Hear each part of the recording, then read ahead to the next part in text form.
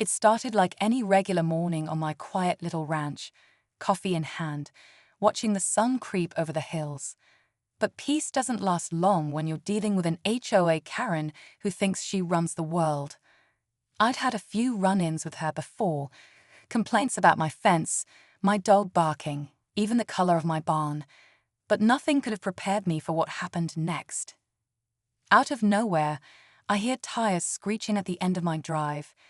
There she is, storming out of her car, bat in hand, eyes wild like she's in some kind of action movie. She marched right past the gate like she owned the place. I should have stopped her then, but part of me was curious how far she'd take it. I stayed calm. Years of training taught me that. See, what she didn't know was that I'm not just some quiet rancher. I'm a retired Special Forces sniper. I've seen things way worse than an angry neighbor with a bat. But as she crossed into my barn and raised that bat, something snapped, not in me, but in the situation. That's when things got real. And let's just say, this wasn't going to end the way she thought. You won't believe what happened next, and how quickly the tables turned. Now, to really understand how things got this far, you need to know a little more about this woman. Folks around here call her HOA Karen for a reason. She's not even officially part of our homeowners association anymore, got voted out a while back. But that didn't stop her from acting like she still ran the show. She'd drive around with a clipboard, snapping photos of people's lawns, measuring fences, and knocking on doors if your porch light was too bright. It was like she made it her personal mission to control everything. I'd always kept to myself. After retiring from the military, I came out here for peace and quiet, bought a bit of land, built my ranch from the ground up, and tried to stay out of everybody's way. But that wasn't good enough for her. First, she started leaving notes on my gate. Then she showed up yelling about unauthorized structures. I ignored it, figured she'd get bored and move on. Big mistake. The day she came with the bat, it was like something snapped in her. She wasn't just angry, she was obsessed. I could see it in her eyes. She wasn't thinking straight, and the crazy part, I still didn't know what she was really after. But something told me this wasn't just about fences or barns. Something else was going on. I knew there had to be more to this than just a nosy neighbor throwing a tantrum. Her behavior was way too intense for some property line drama. As she stood in my barn, waving that bat and shouting about violations, I kept my distance, watching her closely. She was looking around, not just yelling, like she was searching for something. That's when it hit me. This wasn't about my ranch at all. A few weeks earlier, I'd noticed some strange tire tracks near the back edge of my property. At the time, I figured it was just some lost tourist turning around. But now, seeing her this worked up, something clicked. Maybe she wasn't acting alone. Maybe someone else had a reason to want her here, or something on my land. She kept shouting about unauthorized structures, but her eyes were scanning everything, my tools, the shelves, even the ground. It felt rehearsed, like she was stalling for someone, or looking for a signal. My instincts were firing off hard now. You don't survive years in special forces without learning to spot when something's off. And then, from the corner of my eye, I saw it.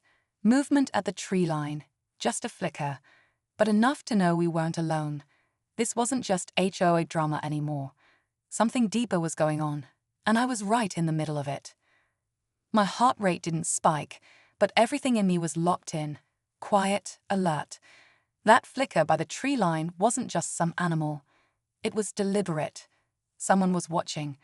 And Karen, still rambling about code enforcement and community standards, was clearly part of something bigger.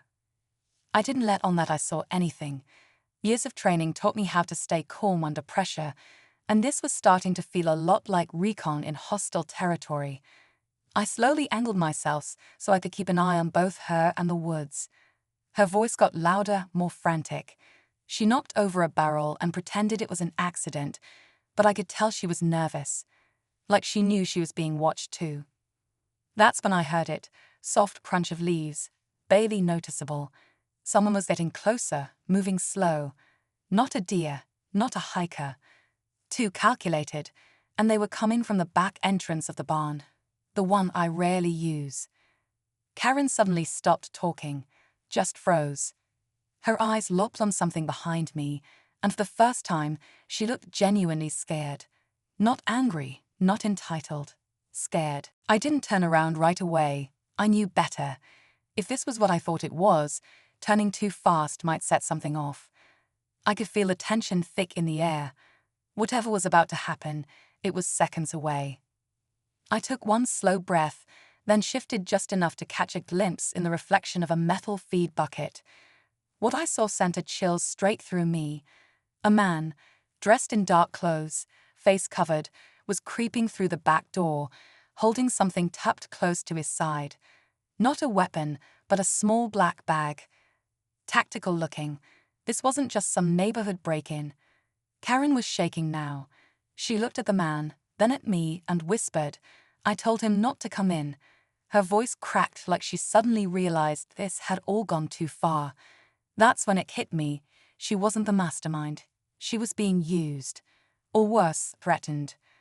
The man stepped fully into the barn, eyes darting, clearly surprised to see me standing so still, so calm. He probably thought I was just some rancher caught off guard. What he didn't know, just like Karen didn't know, is that I had full visibility, and I'd already clocked every possible angle of escape, every tool in reach. Then came the real twist. A second figure stepped out from behind the tractor, completely silent. Same black bag, same gear. But this one looked directly at Karen and said, "Where is it?" Whatever it was on my property. And now I was part of something way bigger than an HOA feud. I kept my voice steady. "You've got about 10 seconds to tell me what you're looking for before things go sideways." The taller one, clearly the leader, stepped forward and held up the black bag. "We know she hid the drive here. GPS doesn't lie." Karen looked like she was about to faint. "I didn't have a choice," she muttered. "They said if I didn't hide it, they'd come after my family." It all made sense now. This wasn't just about property or rules. It was about something digital, something valuable. A drive? On my land? No wonder they'd come in quiet and desperate. I glanced toward the loft above the barn, remembering an old toolbox I hadn't touched in years, the one a neighbor had asked me to store for a while, back when I first moved in. That neighbor, Karen's brother. I didn't wait. I moved fast, flipping the closest shovel up as a distraction and cutting between the two men. Years of training kicked in, precise, smooth, controlled. Within seconds, I had one disarmed and the other on the ground. Karen screamed but stayed back. Smart. Then, just as things seemed handled, my phone buzzed. Unknown number. I answered, and a voice said, "You're not done yet. That drive's just part one." So yeah, turns out my quiet ranch life, not so quiet after all. I stood there, phone still in hand, watching the dust settle in my barn. The men were down, Karen was in tears, and the quiet I come to love had been completely shattered. I called the local sheriff, gave them just enough details to handle the situation without bringing up the deeper layers. No need to explain everything. Some parts of my life were better kept in the past. Karen was taken in for questioning, but I vouched for her. She wasn't the villain in this, just someone caught in something way over her head. Her brother had vanished years ago, and it turns out that drive held some sensitive government data he'd been trying to protect.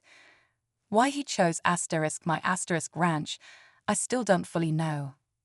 The officials showed up later, quietly, asking the right questions. I handed over the drive, no fuss. I'd seen enough of these types of operations to know when to step back.